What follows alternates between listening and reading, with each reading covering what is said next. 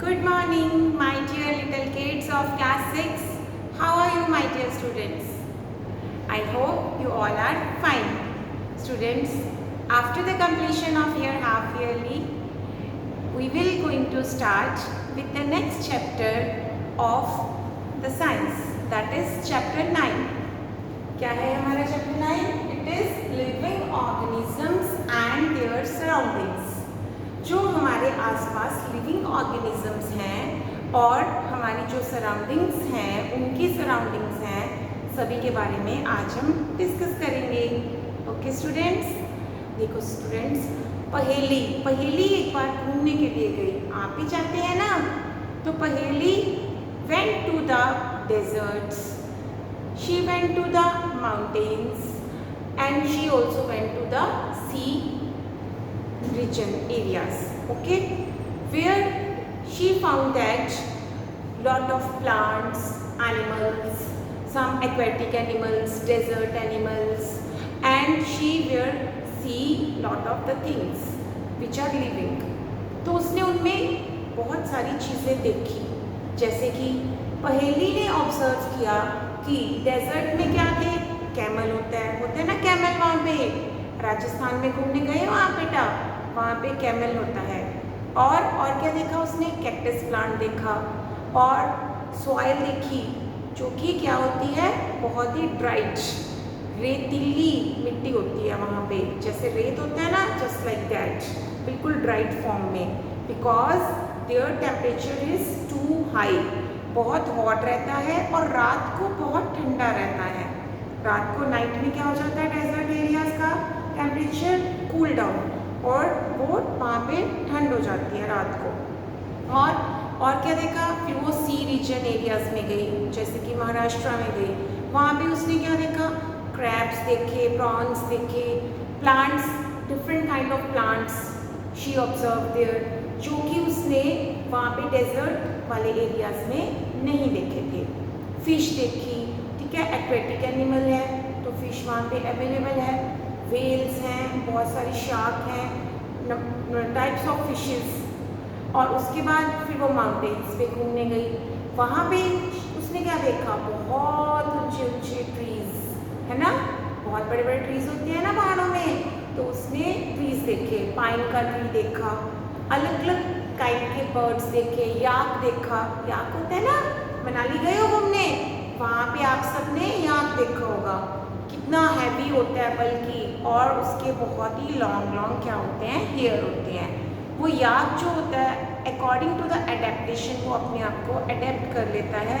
वो क्या, अगर उसकी बॉडी हैवी होती है, बल्कि होती है, हेयर से कवर्ड होती है, बिकॉज वहाँ पे क्या होता है, बहुत ही माउंटेन्स में एनवायरनमेंट क्या होता है, कूल, ठंड होती है ना वहाँ पे.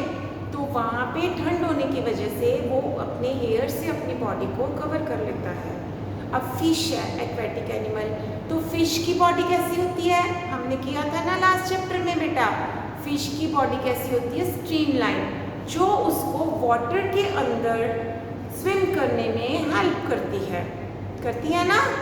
अगर हम बात करें तो वाटर एनिमल्स की स्किन अलग तरीके की होती है. कैमल की बात करें, डेजर्ट एनिमल की, कैमल कैसा होता है, कैमल की लेग्स कितनी बड़ी बड़ी होती हैं, बहुत ऊंचा होता है ना. अगर आपने कभी कैमल राइड ली है तो कैमल राइड लेते हुए क्या ऑब्जर्व किया, कैमल पहले बैठता है, फिर आप बैठते हो उसके ऊपर, फिर वो धीरे धीरे उठता है, तो आप बहुत ऊंचाई पे चले जाते हो उसके साथ जैसे ही वो खड़ा होता है. तो उसकी लेग्स इतनी लंबी क्यों होती हैं, why, according to the conditions वो ऐसे डेवलप हो गया. क्योंकि अगर वो उसकी लेग्स स्मॉल होंगी तो उसको बहुत ज़्यादा हीट मिलेगी नीचे से. तो उस हीट से बचने के लिए कैमल की लेग्स क्या है, वो लंबी होती चली गई, जिससे उसको कम हीट लगती है. अब कैमल जो है वाटर स्टोर करता है, यू नो वेरी वेल, क्योंकि उसको बहुत लंबे टाइम तक बिना पानी के वो रह सकता है. और जो एक्सक्रीट करता है ना, यूरिन बहुत कम क्वांटिटी में एक्सक्रीट करता है. और जो उसका कैमल का डंग होता है वो ड्राइड फॉर्म में होता है, उसमें भी वाटर की क्वांटिटी बहुत कम होती है. ओके स्टूडेंट्स, तो इस तरह से डिफरेंट टाइप्स के एनिमल्स डिफरेंट प्लेसेस पे उनकी अलग अलग उनकी स्किन, उनकी बॉडी अडेप्ट हो जाती है वहाँ पे जहाँ पे वो रहते हैं, उस तरह से अपने आप को वो क्या कर लेते हैं, उसी तरीके में अडेप्ट कर लेते हैं। ओके स्टूडेंट्स, अब देखो पहेली जब अलग अलग जगह पे घूमी तो वो फिर क्या हुआ, जैसे ही वो अपने घर पे आई ऐसे ही बैठे बैठे उसने सोचा कि she felt like this that these all animals found in the forest, trees found in the forest, and animals and trees found in the mountains, animals and trees found in the sea areas।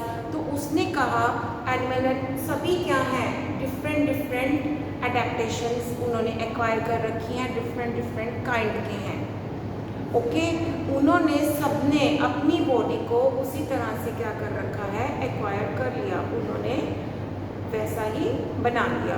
तो ये जो है, आप भी इसके ऊपर एक table है आपकी एनसीईआरटी बुक में, मैं आपको शो कर देती हूँ, table 9.1 you can see here, ठीक है, ऑन पेज नंबर 80।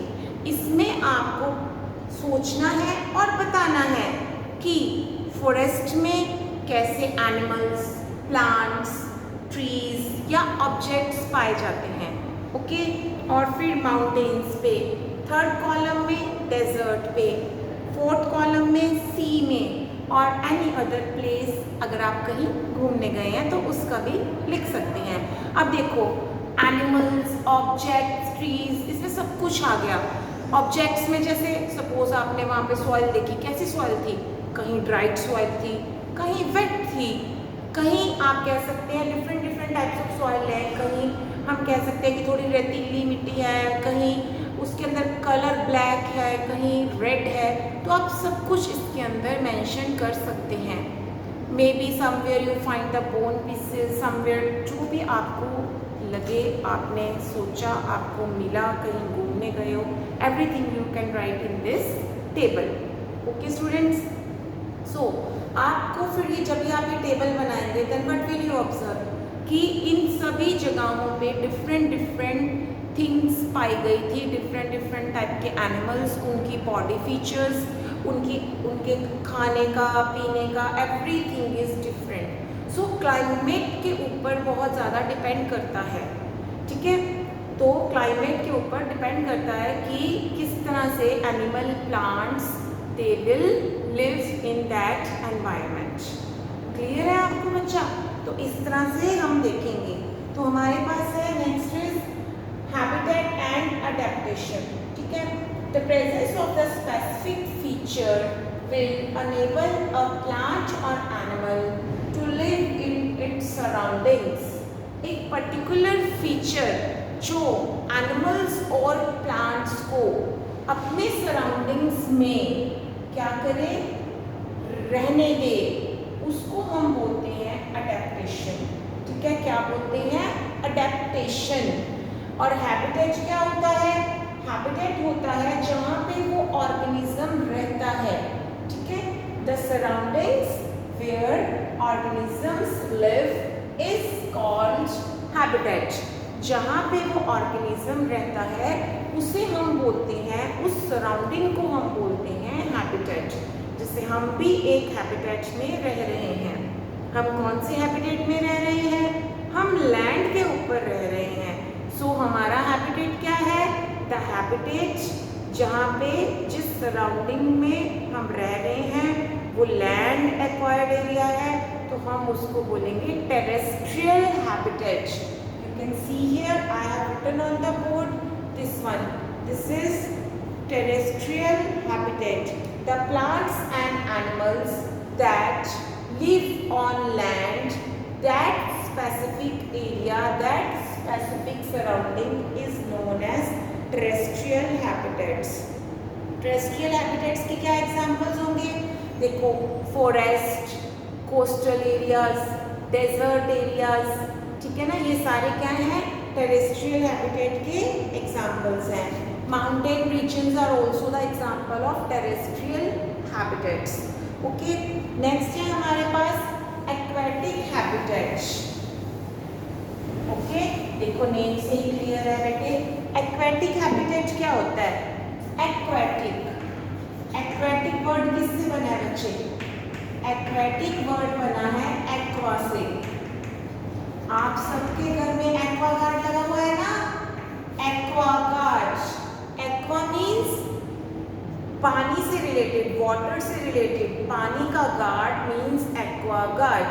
तो जो एक्वेटिक हैबिटेट है यहाँ पे हम बोलेंगे वाटर रिलेटेड। जो हमारा हम कहते हैं सी में, रिवर्स में, इन सब जगहों पे, लेक्स में जो एनिमल्स और लिविंग ऑर्गेनिजम्स एग्जिस्ट करते हैं वो कौन से हैबिटेट में रहते हैं? We must say they live in the aquatic habitat. तो वो क्या कहलाएंगे बेटा? Aquatic habitat. जैसे कि animals, fishes, shark, whale, crab, ठीक है ना, जितने भी वाटर एनिमल्स हैं वो कौन से हैबिटेट में रहते हैं? दे live in the aquatic habitats. Okay, next है हमारा द लिविंग थिंग्स। जो हमारे पास कुछ होते हैं लिविंग ऑर्गेनिजम्स, किसी भी हैबिटेट की बात करें, कुछ होते हैं नॉन लिविंग ऑर्गेनिजम्स, मतलब नॉन लिविंग थिंग्स। जैसे कि लिविंग थिंग्स में ह्यूमन बींग्स हैं, बर्ड्स हैं, इंसेक्ट्स हैं, एनिमल्स हैं, प्लांट्स हैं, they all in the living things. But in non living things what will?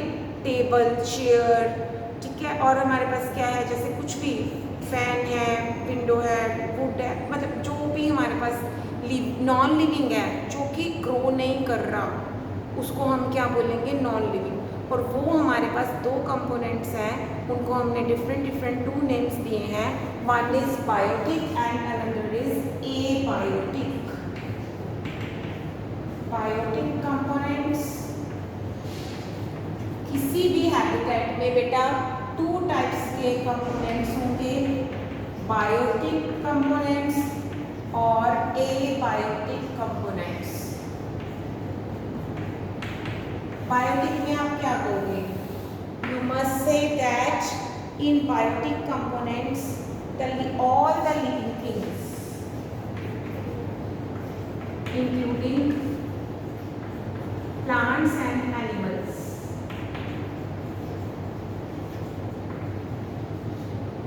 plants and animals, they come under the biotic components, and abiotic में all the non-living things.